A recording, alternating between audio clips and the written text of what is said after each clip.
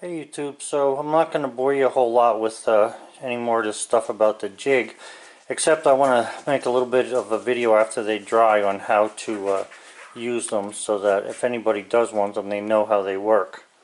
But other than that, they're finished. I'm just waiting for them to dry, then I can mail them out.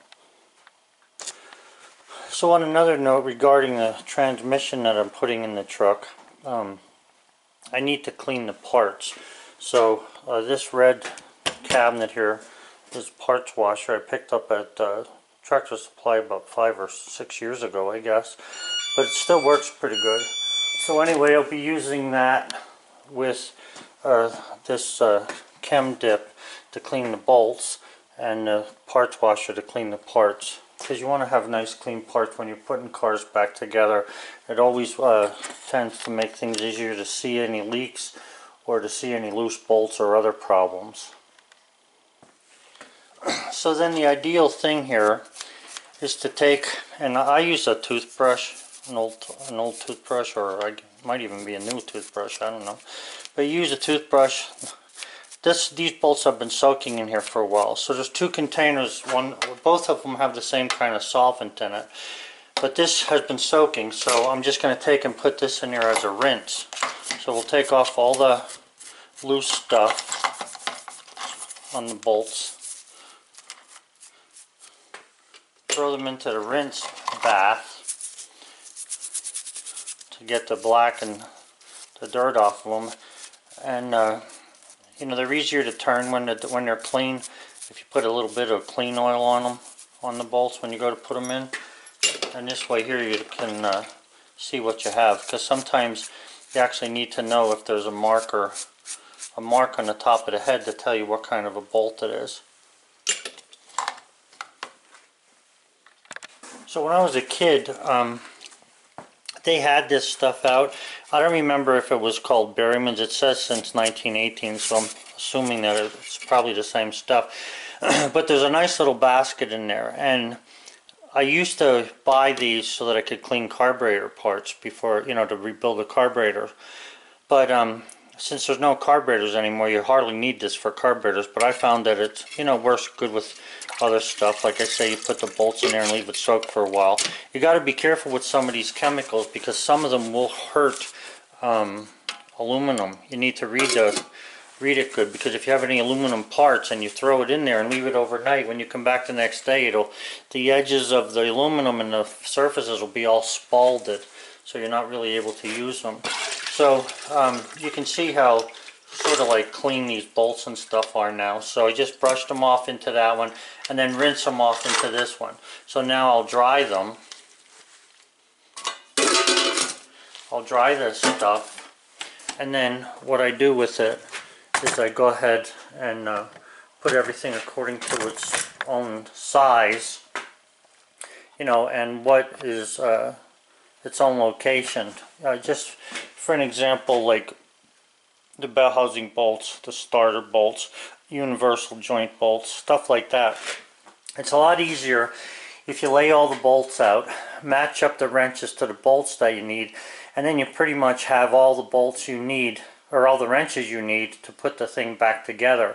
Taking it apart's another story. For somebody that's, you know, older and you're crawling it back from underneath the truck back and forth to the toolbox, it really gets to be a pain quick.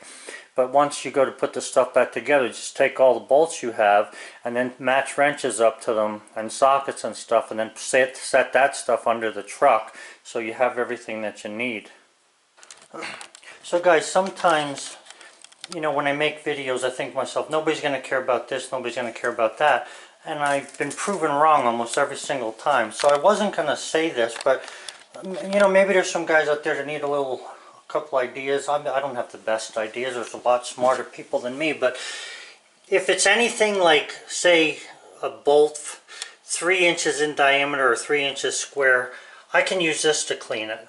Okay? I'm talking about cleaning parts now, any kind of parts. If it's a little bit bigger, like say something like this, and I need to clean that out of there, I'll use this, try to keep all the grease in one place. I need to clean this thing out. I need to drain it out. What I use you know that whatever comes with the Berryman can, that's in the can. But just so you know, like in this black bowl thing, 20-gallon parts washer, what I do with this is I fill this up with purple power, the stuff you buy at Walmart's. It's either called purple power or there's a purple washer or whatever, and that seems to be pretty good. It doesn't really hurt any of the aluminum. But I'll tell you what, if you leave a hose in there too long, like this hose here that I have for the vent for the transmission case, if you leave that hose in there too long in purple power, it'll literally swell up to about 3 times its size. So you don't want to put rubber. You can put it in it and quickly clean it and wipe it off, but you don't want to leave it in there. So with some parts like this, I took my gloves off. I should have had my gloves. But anyway, also you don't want to wear gloves, guys. I mean, you know, yeah, I'm a tough guy from way back, but you know what? These chemicals they have today are a lot different than just gasoline. We used to wash parts with gasoline, and that was the end of it. So anyway, I have that Berryman. I got that little parts cleaner. And then when I have something bigger, and what I did was I filled this tubby. It's a, I think it's a 20-gallon tubby. I don't know if you guys, 35-gallon. I have this about 3/4 full of cleaning fluid. And whatever I put in there, I think it's a household cleaner. I bought it at Walmart. The stuff is fantastic. Again, you can't leave aluminum stay in there for good, but what I do is I can actually put a Chevy block in here, standing on edge, leave it in there for a day or two, flip it over, leave it in there for a day or two, and then hose it out with a pressure washer, and you'd be surprised how nice it comes. So I'm just going to leave that thing sitting there a little bit so it gets cleaned up. You know, when it comes to the transmission, you're taking the transmission apart. I put tape around the, what the heck do you call these things? I can't even think of them. Come on, Joe. Universal joints. Oh man, I am getting old. I put tape around the universal joints just so I don't lose the needles that are in there. But when I turn these, if I feel anything other than smooth, I replace them. So I think this one has to be replaced. The other ones are good. There was a grease fitting on here, so that was getting grease and stuff. So I'm just going to clean these up, and then I'm going to be putting them back on without any, you know, really doing anything else except for this one that goes back at the rear end, I believe. Yeah, this one goes at the rear end. I will replace that because it doesn't take long once for a universal joint to go once they start getting a little slop in them. Yeah, he ain't doing much, is he? Alright, he's guarding the place. Anyway, so that's what I have. I have a 35-gallon tote with some chemicals in it. And this way here, you're not throwing the chemicals out into the environment. You're not, you know, poisoning anything because it's contained and I'm using it all the time. And the only thing it is you have rags with it on, and I actually throw the rags in the stove and burn them up. I mean, I'm putting as little stuff out into the atmosphere as I can, but you know, you do the best you can. Also, guys, if you buy one of these things, they have a metal lid on them, and they're nice. They seem to work. The cart has multi directional wheels, so you can pull it anywhere you want. However, I put a piece of 1/4-inch Luan on the top of this. It actually stops stuff from rolling, and if I want to spray something that's on there, it's not really doing the metal.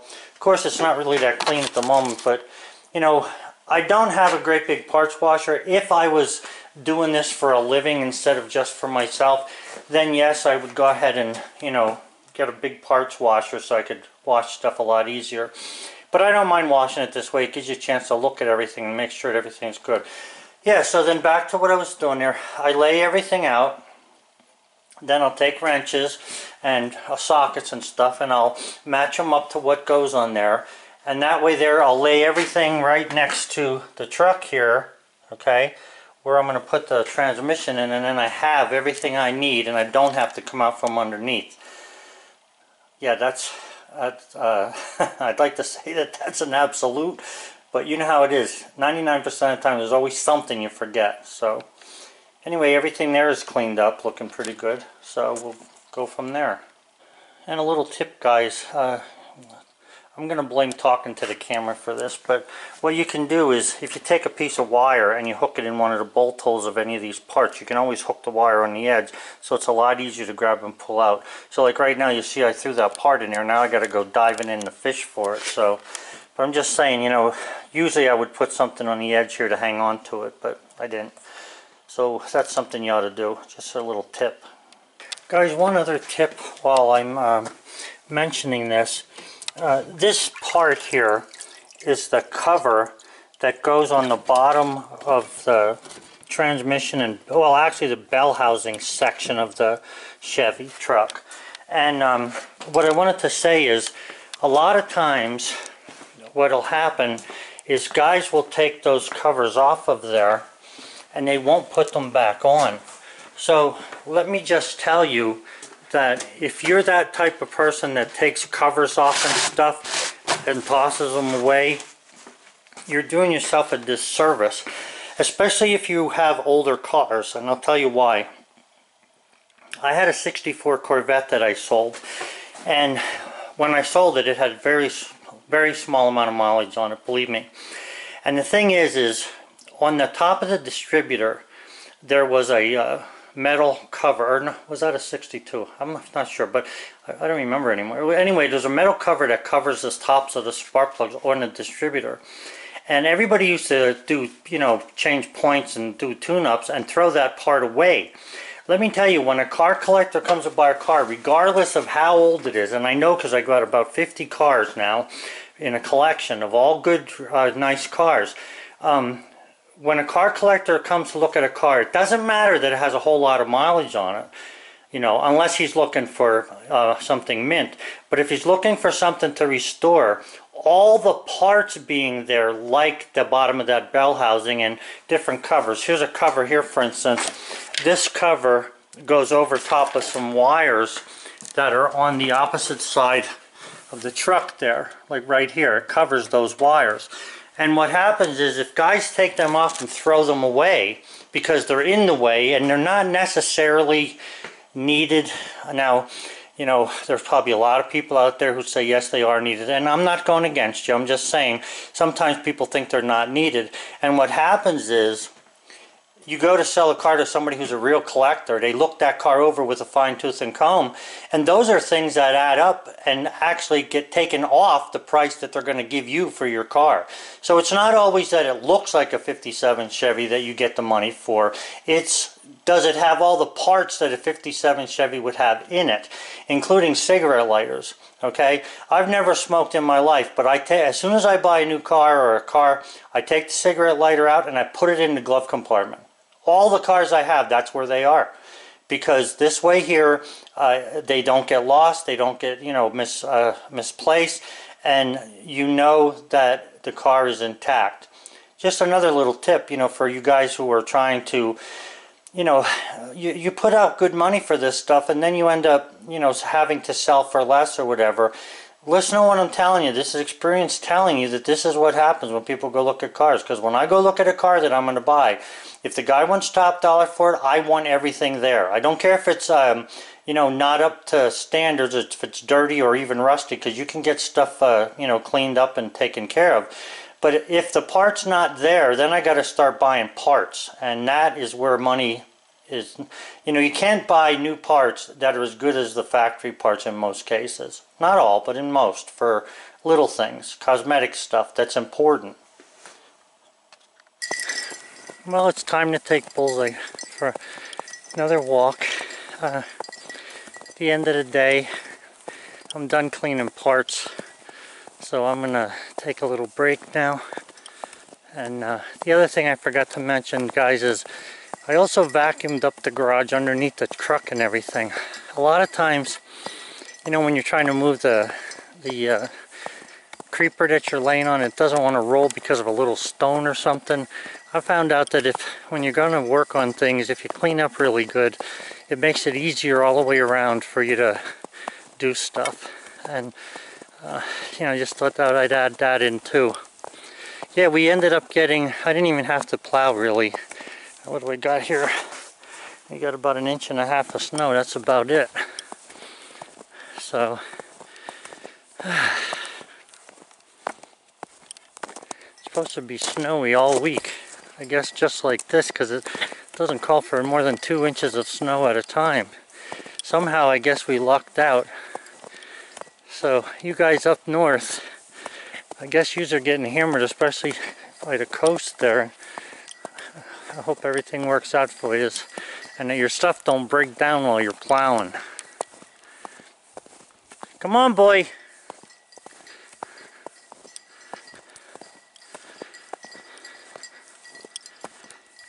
Oh, that's beautiful. Yep. Have a good one, guys. Guys, isn't this peaceful here?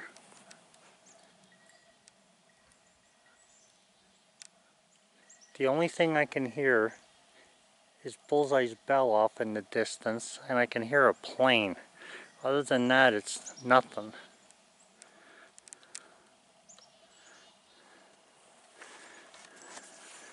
Looks like 2 trucks went by today.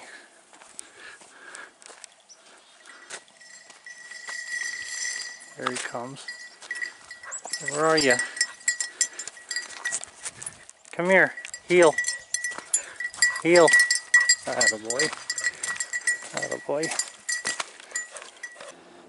Okay guys, so this is the last time I'm going to talk about these jigs, I guess, hopefully. But anyway, I want to show you what I have here. So here's the jig. You take the jig, you put it on the bunk, and you slide it all the way over this way against the stop that's there. Okay? Now, when you put the top part of the jig on, you can see there's a bolt there, and there's a top of a bolt here. So I'm after 1/4 inch pins is what you're looking for.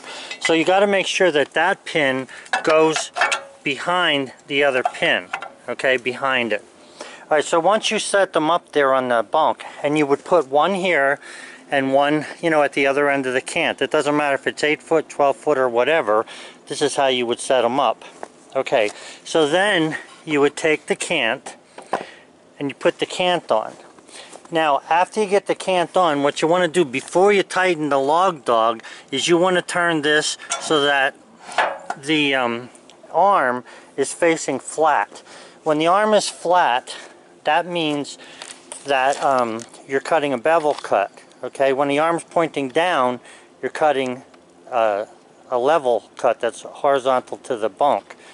Alright, so anyway, you'd make your cut there, and what you're going to have is you're going to be coming up here with the saw blade. Okay, so the saw blade's coming up here, and if you're going to guide yourself from this side of the cant at that end, you want to go down 1/4 inch. That'll put you down 3/4 over there, and that'll be your first piece of siding.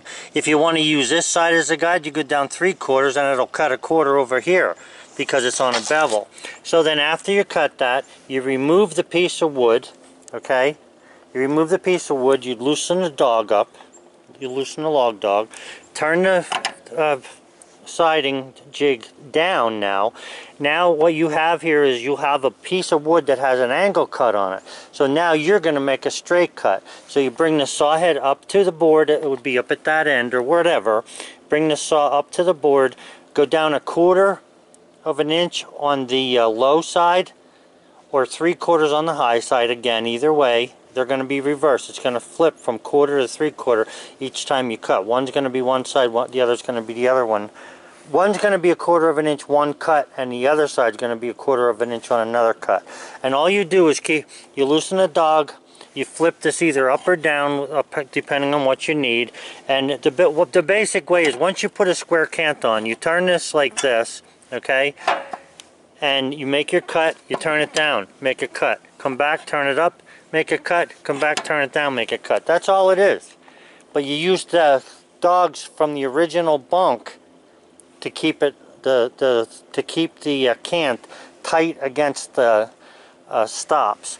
So there's no reason to even bolt this down because the weight of the cant will keep the lever in place.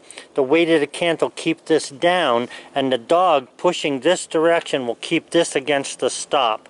And when you're all done, you'll end up with a 1-inch board when you're finished. Okay, it'll be a straight board because you can't get that close to cut the last bevel. And that's how they work. So if you have any questions, you can ask. Right now what I'm doing is I'm selling these things. If somebody wants me to make them, I'll make them a pair for $180 plus shipping, because I'm making them by hand and that's how it is. But other than that, you know, they work really well. I have a whole video on there about cutting siding. You can look at it, called bevel siding. Worked perfectly, didn't have any problems with it. And actually, I lucked out. The color of that paint that I painted them with looks pretty darn close to Woodmizer color, if you ask me. And I'm not good with colors. And I actually like his that I'm sending the guy that I made them for more than the ones I made myself, because the ones I made myself are a little bit different. But I'm not even going to bother getting them out. But they're slightly different. They work good, but I actually like these. It's just a simple thing. Okay, guys? So that is it for today. You can see that we've gotten some snow, not a whole lot of snow, but I guess it's going to be a week of this, make 'em believe. And that's about it for us. Have a good one. Bullseye's watching the coal stove for me to make sure, the wood stove, to make sure the temperature don't go down below 85.